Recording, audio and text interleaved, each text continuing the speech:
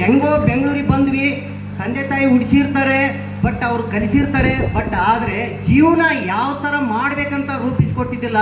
ನಿಜವಲ್ಲ ಅವತ್ತು ನನಗೆ ಇವತ್ತಿಗೂ ನೆನೆಸ್ತಾ ಇದ್ದೀನಿ ನಮ್ಮ ಗುರುಗಳನ್ನ. ಇವತ್ತಿಗೆ ಇಷ್ಟೆಲ್ಲ ಬರೋಕ್ಕೆ ಕಾರಣ ನಮ್ಮ ಗುರುಗಳು. ಇದರಿಂದ ದೊಡ್ಡ ಶಕ್ತಿ ಇದೆ ಅಂತ ಸಮುದ್ರ ಇದರಲ್ಲಿ ನಮ್ಮನ್ನ ತಗೊಂಬಂದು ಬಿಟ್ಟಿದ್ದಾರೆ. ಆ ಗುರುಗಳು ಏನು ಹೇಳ್ತಾರೆ ಆ ಥರ ಒಂದು ನಾವು ಪಾಲನೆ ಮಾಡ್ತಾ ಸಾಧನೆ ಮಾಡ್ತಾ ಹೋಗ್ತಾ ಹೋಗ್ತಾ ಹೋಗ್ತಾ ಹೋದರೆ ಎಲ್ಲ ಸಾಧ್ಯ ಇದೆ ಗುರುಗಳೇ. ಫ್ರೆಂಡ್ಸ್, ಯಾಕೆ ಹೇಳ್ತಾ ಇದ್ದೀನಿ ಅಂದರೆ, ನಿಜವಲ್ಲೂ ನಾನು ಇಲ್ಲಿ ಬೆಂಗಳೂರಿಗೆ ಬಂದು ಮನೆ ಜಾಗ ತಗೊಂಡೆ, ಮನೆ ಕಟ್ಟಿದ್ದೆ, ಇವಾಗ ಕಾರಲ್ಲಿ ಓಡಾಡ್ತಾ ಇದ್ದೀನಿ ಅಂತ ಕಾರಣ ಎಲ್ಲ ನಮ್ಮ ಗುರುಗಳ ಆಶೀರ್ವಾದ. ಯಾಕಂದ್ರೆ ಅವತ್ತು ಎಲ್ಲ ಶಕ್ತಿ ಇದೆ. ನಮ್ಮ ಗುರುಗಳು ನನಗೆ ಎಷ್ಟೋ ಸಲ ಏನಯ್ಯ ದಡ್ಡ ದಡ್ಡ ಅಂತ ಬೈತಾ ಇರ್ತಾರೆ. ಅವ್ರು ಯಾವಾಗ ನನಗೆ ಬೇರ್ಬಿಟ್ರು ನೋಡಿ ಅವಾಗ ನನಗೆ ತಲೆ ಒಳಗಡೆ ಹೋಗ್ತಾ ಇದೆ. ಆ ಥರ ಒಂದು ಕೂಡ ನಾನು ಕೂಡ ಮಾಡಿದ್ದೀನಿ. ಎಲ್ಲ ಸಾಧ್ಯ ಇದೆ ಫ್ರೆಂಡ್ಸ್. ಆದರೂ ಇದರಲ್ಲಿ ಸೀರಿಯಸ್ ಆಗಿ ಮಾಡಿ ನಂತರ ಇದ್ರ ಹಾಕಬಹುದು, ಎಲ್ಲರಿಗೂ ಸಾಧ್ಯ ಇದೆ. ಇಷ್ಟು ಹೇಳಿ ನನಗೆ ಇನ್ನೂ ಮಾತುಗಳು ಬರ್ತಾ ಇದೆ. ಹೋಗ್ತಾ ಹೋಗ್ತಾ ಒಂದೇ ನಿಮಿಷ ಕೊಟ್ಟಿದ್ದಾರೆ ಅದಕ್ಕೋಸ್ಕರ ತುಂಬ ಹೃದಯಗಳು ನಮ್ಮ ಗುರುಗಳಿಗೆ, ಇಬ್ಬರು ಗುರುಗಳಿಗೆ ಶ್ರೇಷ್ಠಾಂಗ ನಮಸ್ಕಾರಗಳು ಈ ವೇದಿಕೆ ಮುಖಾಂತರ. ಗುರುಗಳೇ ನಮಸ್ಕಾರ. ಈ ಒಂದು ಗುರುವಂದನಾ ಕಾರ್ಯಕ್ರಮ ಹಾಗೂ ಅದು ನಮ್ಮ ಗುರುಗಳ ಗುರುವಂದನಾ ಕಾರ್ಯಕ್ರಮ ಅಂದರೆ ನಮಗೆ ತುಂಬ ಹೆಮ್ಮೆ. ಯಾವುದೇ ಒಂದು ವೃತ್ತಿಯಲ್ಲಿ ಬೆಳಿಬೇಕಂದ್ರೆ ಹಿಂದೆ ಗುರು ಇರಬೇಕಂತೆ, ಮುಂದೆ ಗುರಿ ಇರಬೇಕಂತೆ. ಅದೇ ರೀತಿ ನಮ್ಮ ಒಂದು ಪುಣ್ಯ, ಆ ಒಂದು ಗುರುಗಳು ನಮಗೆ ಸಿಕ್ಕಿದ್ದಾರೆ. ಯಾಕಂದರೆ ಎಲ್ಲರಿಗೂ ಗುರು ಒಬ್ಬರೇ ಇರ್ತಾರಂತೆ, ನಮಗಿಬ್ಬರು ಇದ್ದಾರೆ. ಅದು ಇನ್ನೂ ನಮಗೆ ಒಂದು ಭಾರಿ ಪುಷ್ಟಿದಾಯಕ. ಯಾಕಂದರೆ ಪ್ರತಿಯೊಂದು ಹಂತದಲ್ಲೂ ಸಹ ನಮ್ಮನ್ನವರು ಬೆನ್ನು ತಟ್ಟಿ ಮುಂದೆ ಕಳಿಸ್ತಾ ಇರ್ತಾರೆ. ಯಾವುದು ನಾವು ಬ್ರ್ಯಾಂಚ್ ಮ್ಯಾನೇಜರು SDMC ಸಹ ನಾವು ಕೇಳೋ ಅವಶ್ಯಕತೆ ಇಲ್ಲ. ಯಾಕಂದರೆ ಆ ಒಂದು ನೈಪುಣ್ಯತೆ, ಆ ಒಂದು ವಿದ್ಯೆ ಅವರು ಕಲ್ತಿದ್ದಾರೆ. ಅದು ನಮ್ಮ ಪುಣ್ಯ ಅಂತ ಹೇಳಬೇಕು. ಯಾಕಂದರೆ ಒಂದು ವೃತ್ತಿಯಲ್ಲಿ ಈ ಥರ ನಮ್ಮ ಗುರುಗಳು ಸಿಗೋದು ನಮ್ಮ ಪೂರ್ವಜನ್ಮದ ಪುಣ್ಯನೇ. ಯಾಕಂದರೆ ಈ ಒಂದು ವೃತ್ತಿಯಲ್ಲಿ ಗುರುಗಳನ್ನು ನೋಡಿಕೊಂಡು ನನಗನ್ನಿಸ್ತು, ನನಗೆ ಎಲ್ಲರೂ ಹೇಳೋರು ನೀವು DO ಆಗಿ ಅಂತೇಳಿ. ಬಟ್ ನಾ DO ಟ್ರೈ ಮಾಡಿಲ್ಲ, ನಾನು CLA ತಗೊಂಡಿದ್ದೀನಿ. ಉದ್ದೇಶ ಏನು ಅಂದರೆ, ಆ ಗುರುವಿನ ಕೆಳಗಡೆ ಅವ್ರು ಏನು ಬೆಳೆದು ಬಂದಿದ್ದಾರೆ ದಾರಿಯಲ್ಲಿ, ಆ ದಾರಿಯಲ್ಲಿ ಹೋಗೋಕ್ಕೆ ನಮ್ಗೆ ಏನು ಕಲ್ಲುಮುಳ್ಳುಗಳಿಲ್ಲ. ಕಲ್ಲುಮುಳ್ಳುಗಳು ಯಾಕಿಲ್ಲ ಅಂದರೆ ಅವರು ದಾರಿ ತುಂಬ ಸರಳವಾಗಿ ಮಾಡಿಕೊಟ್ಟಿದ್ದಾರೆ. ಆ ಒಂದು ದಾರಿಯಲ್ಲಿ ಹಾದಿರೋ ಸೋಕು ಆ ಒಂದು ಪುಣ್ಯ ನಮ್ಗೆ ತರ್ತಂತ ನನ್ನ ಆಸೆ ಇದೆ. ಅದಕ್ಕೆ ಈ ಥರ ಒಂದು ವೇದಿಕೆ, ಆಮೇಲೆ ನಮ್ಮ ಒಂದು ಒಡಂಬಡಿಕೆ. ಸರ್ ಹೇಳ್ತಾ ಇದ್ರು ನಮಗೆ ಒಂದು ಕುಟುಂಬ ಅಂತ ಹೇಳ್ತಾ ಇದ್ದಾರಲ್ಲ, ಆ ಕುಟುಂಬ ನಮ್ಮದೊಂದು ಮನೆ ಅಲ್ಲ. ಈ ಒಂದು LIC ಅನ್ನೋದೇನಿದೆ, ಹಾಗೂ ನಮ್ಮ ಒಂದು ತಂಡ ಏನಿದೆ ಅದು ತುಂಬ ಕುಟುಂಬದ ರೀತಿಯಲ್ಲಿದೆ. ನಮ್ಮಲ್ಲಿ 50 ಕುಟುಂಬ ಅಂತ ಉತ್ತರ ಕನ್ನಡ ಭಾಗದಲ್ಲಿ ಅದು ನಮ್ಮ ತಂಡದಲ್ಲಿದೆ ಅಂತ ನಾನು ಹೇಳಕ್ಕೆ ಇಷ್ಟಪಡ್ತೀನಿ. ಅದೇ ರೀತಿ ನಾವೆಲ್ಲರೂ ನಡ್ಕೊಳ್ಳೋಣ. ನಾವು ಏನೇ ಬೆಳೆದರೂ ಸಹ ಮನುಷ್ಯನಿಗೆ ಅಹಂಕಾರ ಬರಬಾರ್ದಂತೆ. ಸರ್ ಅದನ್ನು ಓಪನ್ ಆಗಿ ಹೇಳಿಲ್ಲ, ನಾನು ಅದನ್ನು ಹೇಳ್ತಾ ಇದ್ದೀನಿ. ಏನೇ ಬೆಳೆದ್ರೂ ನಾನು ನನ್ನ ತಂದೆ ತಾಯಿಗೆ ನನ್ನ ಮಗನಾಗೇ ಇರಬೇಕು. ವಿನ ತಂದೆ ತಾಯಿಗೆ ಗುರುವಾಗಿ ನಡ್ಕೊಂಡಾಗ ಮಾತ್ರ ಅಹಂಕಾರ ಬಂದಂಗಂತ ಅರ್ಥ ಆಗುತ್ತೆ. ನಾವು ಯಾವಾಗ ನಮ್ಮ ಗುರುಗಳಿಗೆ ಏನೇ ಸಣ್ಣ ಪುಟ್ಟಗಳು ಅವ್ರದ್ದು ತಪ್ಪಾಗಲಿ ನಮ್ಮ ತಪ್ಪುಗಳಾಗಲಿ, ಯಾಕಂದರೆ ನಮ್ಮನ್ನು ತಪ್ಪು ನಮ್ಮನ್ನಿಸಿ ನಡೆದಿರ್ತಾರೆ, ಅವ್ರಿಗೆ ಗೊತ್ತಿಲ್ಲಾರ್ದಂಗೆ ಅವರು ಇದು ಮಾಡಿರ್ತಾರೆ ವಿನ ಅವ್ರಿಗೆ ಗೊತ್ತಾಗಿ ಅವರು ನಮ್ಮ ತಪ್ಪು ಮಾಡಲ್ಲ. ಅದಕ್ಕೆ ಆ ಒಂದು ನಾವು ಆ ದಾರಿಯಲ್ಲಿ ಹೋಗ್ತಾ ಅದನ್ನು ನಾವು ಯಾವಾಗಲೂ ನಮ್ಮ ಕುಟುಂಬದಲ್ಲಿ, ನಮ್ಮ ಒಂದು ಒಡಂಬಡಿಕೆಯಲ್ಲಿ ಏನೇ ಸಣ್ಣ ಪುಟ್ಟ ತಪ್ಪುಗಳಾದ್ರೂ ನಮ್ಮನ್ನು ಸಹಿಸಿ ನಮ್ಮನ್ನು ಬೆನ್ನು ತಟ್ಟಿ ಮುಂದೆ ಕಳಿಸ್ತಾ ಇದ್ದಾರೆ. ಅವರ ಆಶೀರ್ವಾದ ಸದಾ ನಮ್ಮ ಮೇಲಿರಲಿ. ಹಾಗೆ ನಿಮ್ಮಗಳ ಒಂದು ಬೆಳವಣಿಗೆ ಹೀಗೆ ಮುಂದೆ ಹೋಗ್ತಾ ಇರಲಿ. ನಮ್ಮ ಅಂದ್ಕೊಂಡಿದ್ದು ನಮ್ಮ ಗುರುಗಳ ಆಶೀರ್ವಾದ ಮುಖಾಂತರ ನಮ್ಮ ಯಾಕಂದರೆ ಯಾರಿಗೆ ಎಲ್ಲರೂ ಸಹ ದೇವರು ಅಂದರೆ ತಂದೆ ತಾಯಿ. ದೇವರು ಅಂದರೆ ತಂದೆ ತಾಯಿ. ನಾವು ದೇವರಿಗೆ ಯಾವಾಗ ನಮಸ್ಕಾರ ಮಾಡಕ್ಕೆ ಹೋಗ್ತೇವಲ್ಲ, ನಾವು ತಂದೆ ತಾಯಿಗೆ ಎಷ್ಟು ಚೆನ್ನಾಗಿ ನೋಡ್ಕೊತೇವೆ, ಆ ದೇವರ ಆಶೀರ್ವಾದ ನಮಗೆ ಮಾಡ್ತಾನೆ. ನಮ್ಮ ಗುರುಗಳಿಗೆ ಯಾವಾಗ ನಾವು ಚೆನ್ನಾಗಿ ನಡ್ಕೋತೇವೆ, ಅವ್ರಿಗೆ ನಾವು ಯಾಕಂದರೆ ಮಗ ಹೆಂಗೆ ಮಕ್ಕಳು ತಂದೆ ತಾಯಿಗಳಿಗೆ ಮಕ್ಕಳು ಹೆಂಗೆ ನಾವು ಏನಾದರೂ ಬೇಕಂದ್ರೆ ನಮ್ಗೆ ಇದು ಬೇಕಂತ ಹೇಳ್ಬೋದು, ಹೇಳೋ ರೀತಿ ಗೊತ್ತಿರ್ಬೇಕಷ್ಟೇ. ನಮಗೆ ಗುರುಗಳಿಗೆ ನಮ್ಗೆ ಸರ್ ಈ ಥರ ಬೇಕು, ಈ ಥರ ನಮ್ಗೆ ಈ ಥರ ಬೇಕು, ನಮಗೆ ಈ ಥರ ಶಿಕ್ಷಣ ಬೇಕು, ಈ ಥರ ನಮ್ಗೆ ಸಮಸ್ಯೆ ಇದೆ ಅಂತ ಹೇಳ್ಕೊಳ್ಳೋಕ್ಕೆ ನಮ್ಮ ಭಾಷೆ ಮತ್ತು ನಮ್ಮ ವಾಕ್ಯ ಸರಿ ಇರಬೇಕು.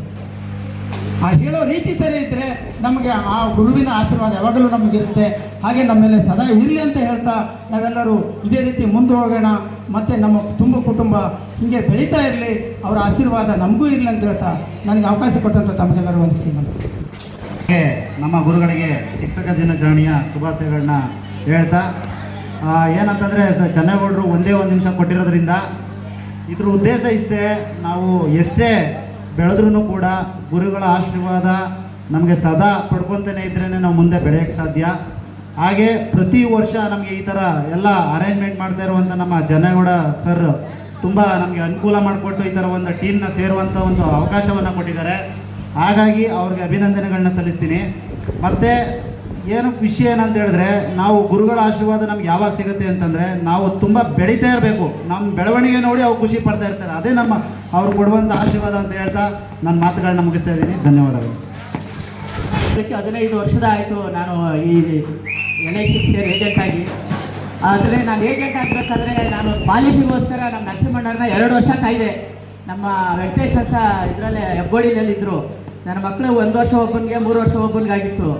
2 ವರ್ಷ ನಾನು ಏಜೆಂಟ್ ಯಾರನ್ನ ಒಂದು ಪಾಲಿಸಿ ಮಾಡಿಸ್ತೀನಿ ಅಂದ್ಬಿಟ್ಟು 2 ವರ್ಷಗಳ ನಾನು ಕೇಳಿದೆ. ಕರ್ಕೊಂಬರ್ತೀನಿ ಅಂದ್ಬಿಟ್ಟು ಕರ್ಕೊಂಡು ಬರಲೇ ಇಲ್ಲ. ಲಾಸ್ಟ್ ನಾನು LIC ಆಫೀಸ್ಗೆ ಬಂದು ಕೇಳಬೇಕಾದ್ರೆ ನಮ್ಮ ಗೇಟಲ್ಲಿ ಗಾಡಿ ನಿಲ್ಲಿಸ್ಬಿಟ್ಟು ಹೋಗ್ಬೇಕಾದ್ರೆ ಒಬ್ರು ವಾಚ್ಮ್ಯಾನ್ ನಮ್ಮ DO ಪರಿಚಯ ಮಾಡಿಕೊಟ್ಟಾಗ ಹಿಂಗೆ ನಾನು ಮಕ್ಕಳಿಗೆ LIC ಮಾಡಿಸ್ಬೇಕಂದ್ರೆ ಏನು ಮಾಡ್ತಾಯಿದ್ರು ಅದು ಸೇಲ್ಸ್ ನಾನು ಮತ್ತು ನಂದು ಟೂರ್ಸ್ ಆ್ಯಂಡ್ ಟ್ರಾವೆಲ್ಸ್ ಇತ್ತು. ಆವಾಗ ನಮ್ಮ DO ಸಿಂಡಿನ ಇದು ಮಾಡಿದ್ರು. ಮಾಡಿ 1 ತಿಂಗಳಾಯಿತು. ಒಂದು ಬ್ರ್ಯಾಂಚಲ್ಲಿ ಇದೇ ಥರ ಒಂದು ಫಂಕ್ಷನ್ ಇತ್ತು. ಆವಾಗ ನಮ್ಮ ನರಸಿಂಹಣ್ಣವರು ZM ಆನರಿಂಗ್ ಆಗಿ ಅವತ್ತಾನೇ ಮೀಟಿಂಗ್ಗೆ ಇದೇ ಥರ ಸ್ಟೇಜಿಗೆ ಕರೆದು ಮಾತಾಡಿಸಿದ್ರು. ಆವತ್ತು ಝೋನಲ್ ಮ್ಯಾನೇಜಿಂಗ್ ಕ್ಲಬ್ ಮೆಂಬರ್ ಆಗಿ ಇದೇ ಥರ ಹೇಳಿದ್ರು, ನೀವೆಲ್ಲರೂ ನಾನು ಇವತ್ತು ಝೋನಲ್ ಮ್ಯಾನೇಜರ್ ಆಗಿ ಕ್ಲಬ್ ಮೆಂಬರ್ ಆಗಿ ಬಂದು ನಿಂತಿದ್ದೀನಿ, ನೀವು ಇರೋರು ಅಂತಕ್ಕಂಥವ್ರು ಎಲ್ಲರೂ ಕ್ಲಬ್ ಮೆಂಬರ್ ಆಗಬೇಕು ಅನ್ನೋದೇ ನಾನು ಆಸೆ ಅಂತ ಹೇಳಿದ್ರು ಅವತ್ತು. ಅದು ಗ್ಯಾಪ್ನ ಇಟ್ಕೊಂಡು ನಾನು ಝೋನಲ್ ಮ್ಯಾನೇಜರ್ ಕ್ಲಬ್ ಮೆಂಬರ್ ಏನು ಅಂದ್ಬಿಟ್ಟು ಹುಡುಕೊಂಡು ಕ್ಲಬ್ ಮೆಂಬರ್ ಅಂದರು. ಬ್ರಾಂಚ್ ಮ್ಯಾನೇಜಿಂಗು DO ಈ ಥರ ಆಗಿ ಇವತ್ತು ಅವರ ನಿಮ್ಮ ಆಶೀರ್ವಾದದಿಂದ. ಮತ್ತು ಅವರು ಕ್ಲಬ್ ಮೆಂಬರ್ ಏನಕ್ಕೋಸ್ಕರ ಹೇಳ್ತಾರೆ ಅಂದರೆ, ಒಂದು ಕ್ಲಬ್ ಅಂದರೆ ಒಂದು ಏಜೆಂಟ್ ಆದರೂ ಕ್ಲಬ್ ಆದರೆ ಒಂದು ಬೆಲೆ, ಒಂದು ಏಜೆಂಟ್ ಅನ್ಸ್ಕೊಳ್ಳೋಕ್ಕೆ.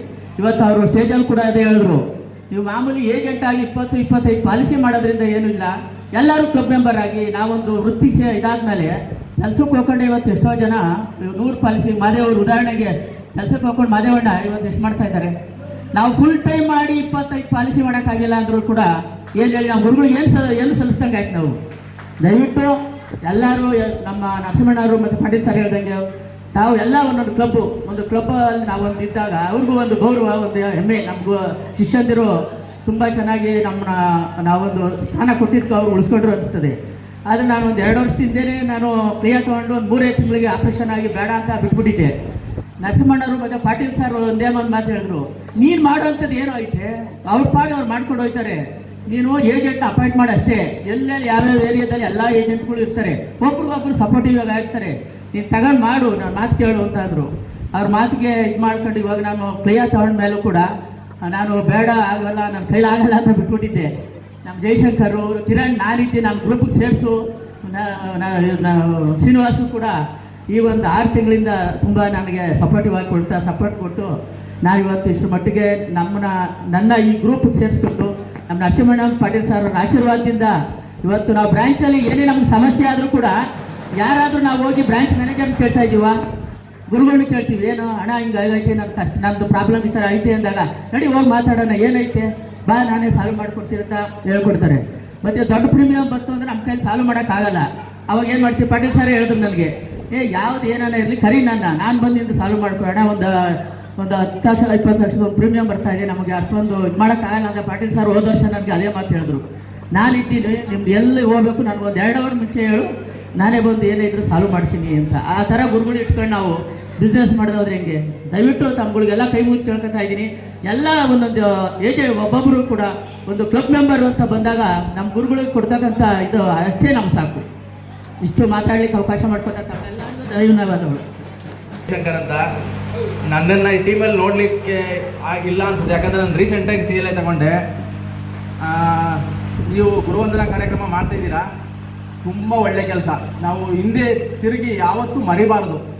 ಮರೆತರೆ ನಾವೇನು ದುಡಿತೀವಿ ಅದಕ್ಕೆ ಬೆಲೆನೇ ಇರಲ್ಲ. ಇವತ್ತು ಇಬ್ಬರು ಗುರುಗಳು ಕೂತಿದ್ದಾರೆ ಅಂತಂದರೆ ಅವ್ರನ್ನ ನಾವು ನೆನೆಸ್ಕೊಂಡಿದ್ದೀವಿ ಅಂತಂದರೆ ನಾವು ಅವ್ರ ಹೆತ್ರಕ್ಕೆ ಬೆಳಿಬೋದು. ಅವ್ರ ಹೆತ್ರಕ್ಕೆ ಬೆಳಿಬೇಕು ಅಂತಂದರೆ ನಾವು ಅವ್ರನ್ನ 100% ಮರಿಬಾರ್ದು. ನಾನು ಏನಕ್ಕೆ ಹೇಳ್ತೀನಿ ಅಂದರೆ, ನಿಮ್ಗಳಿಗೆಲ್ಲ ಗುರುಗಳು ಇಷ್ಟೊಂದು ಸಪೋರ್ಟ್ ಮಾಡ್ತಿದ್ದಾರೆ. ನರಸಿಂಹಣ್ಣ ಯಾರು, ದೇವ್ ಪಾಟೀಲ್ ಸರ್ ಅಂತ ನಮ್ಗೆ ಯಾರೂ ಗೊತ್ತಿರಲಿಲ್ಲ. ನಾವು ಆಫೀಸ್ಗೆ ಹೋದಾಗ ಬರೀ ನಮ್ಮ ಕೆಲಸ ಮಾತ್ರ ಮಾಡ್ಕೊಂಡು ಬರ್ತಿದ್ವಿ.